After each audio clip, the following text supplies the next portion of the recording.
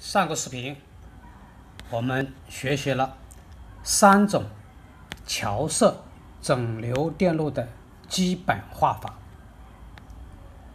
那么桥色整流电路它的工作原理是怎样的？也就是说，这个电流的通路是怎么走的？这是关键的一个技术。学电子电路一定要学会来怎么样跑电路，就是电流是如何来进行流通的。好，下面我们以这个桥色整流电路为案例，来具体了解一下我们这个电流的走向。首先，我们把这个桥色整流电路输入端 A、B 接在这个变压器的初级线、次级线圈上面，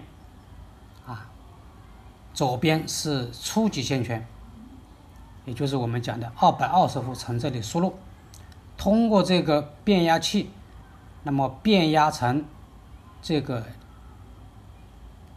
低压的交流电，从 A、B 两端输入到哪里呢？就输入到这个桥色整流电路。当接通电源以后，那么通过电磁感应的原理，这个次级线圈就会得到感应电压。我们假设上端为正，下端为负。那么电流的走向是怎么走的呢？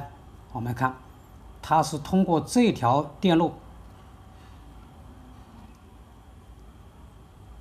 经过第一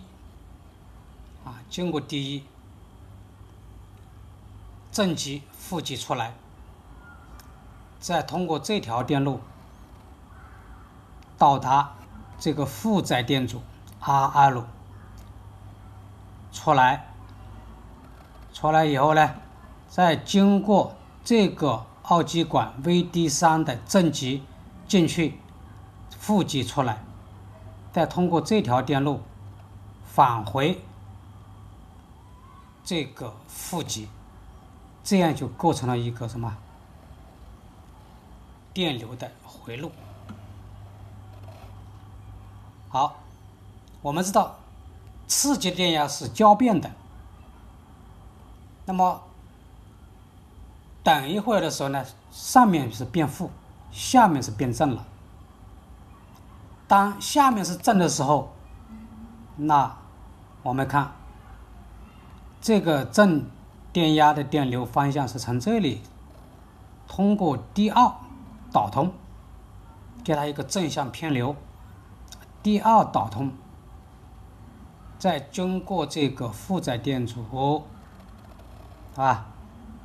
直接通过这个D4导通，负极出来，再倒回上面负极，这样就构成了一个什么？这样就构成了一个回路。这个桥色整流电路它是这样来进行工作的。这就是桥色整流电路的原理图。